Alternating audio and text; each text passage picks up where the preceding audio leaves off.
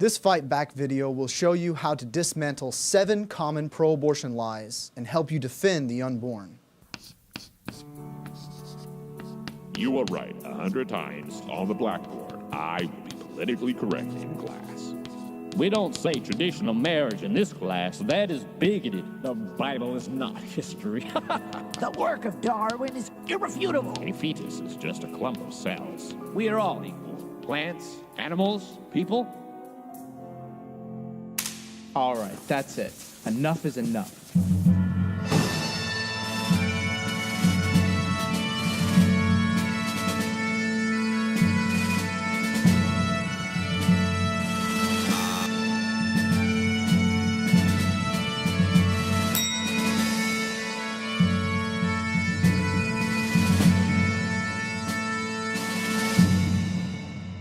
The abortion movement is like a house of cards. It's built on a flimsy foundation, propped up with junk science and misleading terms like pro-choice. I am pro-choice. I'm not for abortion, but I'm pro-choice. But when you look at the truth, the culture of death comes crashing down like a house of cards. Do unborn children have rights? Not if they're unborn, because they're not children. What were you when you were in your mother's womb? I was a fetus. I wasn't born and I wasn't a child. Were you a baby? It's okay, thank you. Go along. Bye. Lie number 1. A human fetus is not a human person. The first thing the abortion movement does is deny the humanity of the unborn child. It claims that a human fetus is not a human person. But modern science is crystal clear.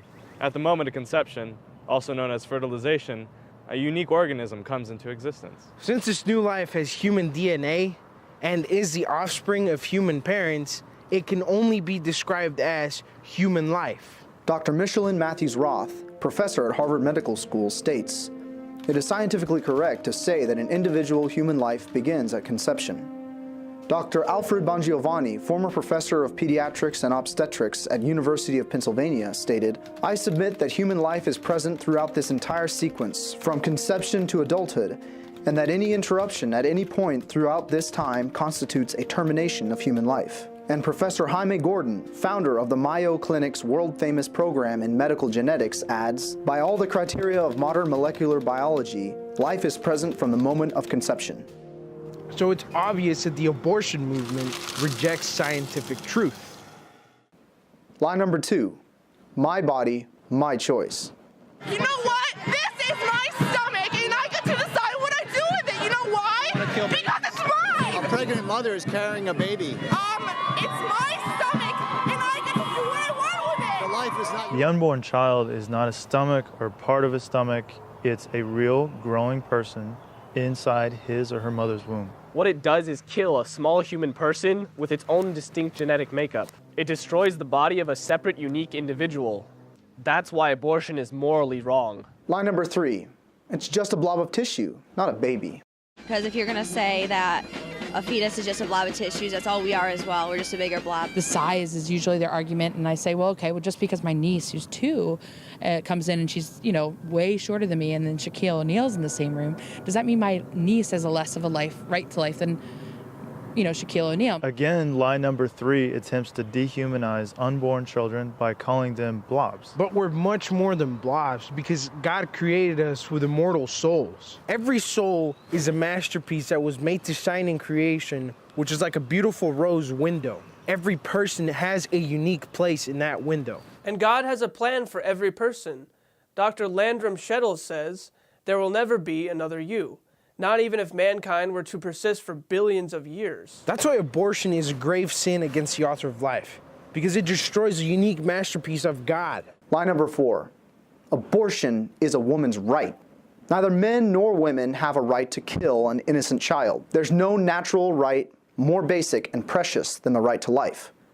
So how could the denial of this right engender a so-called woman's right to kill?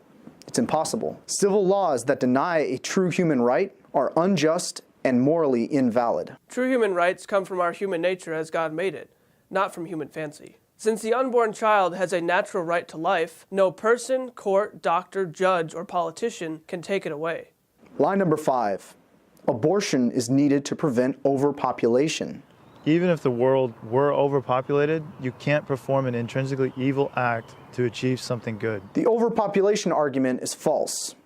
The current birth rate in America is at 1.9. Now, 1.9 is well below what demographers call the replacement rate, which is around 2.1 per childbearing mother. Just to keep our population steady, the birth rate would need to be 2.1 or more, but we're only at 1.9. Europe, it's even worse. In Germany and Austria and Italy, it's at 1.4. In Spain and Poland, it's only 1.3. When the state of Texas alone is big enough to fit every living person on the planet, don't fall for the overpopulation myth. Lie number 6. Abortion is needed in cases of rape and incest.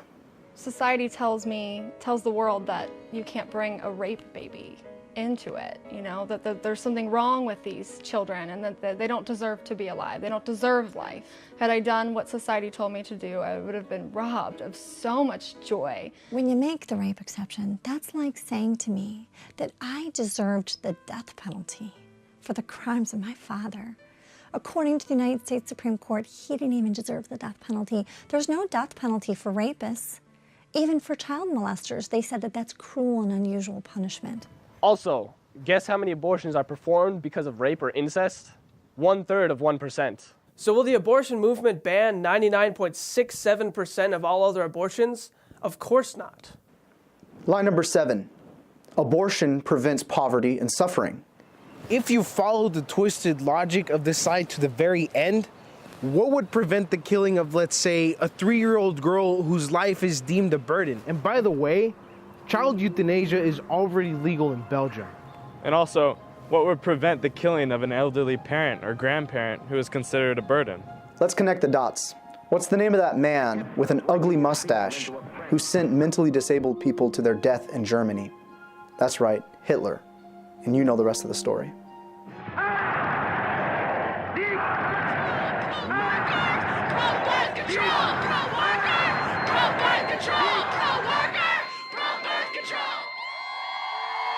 Utilitarian, selfish, and money-oriented arguments of the culture of death impoverish the family and society of honor and dignity. The culture of death promotes one of the biggest pack of lies ever set in motion.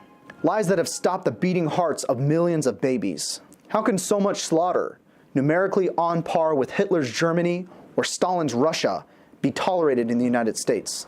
Edmund Burke once said, "The only thing necessary for evil to triumph is for good men to do nothing." We can say, the only way to stop abortion is for good men to do something. Please start doing something by sharing this video, and remember, the abortion movement is just a house of cards. The truth will prevail.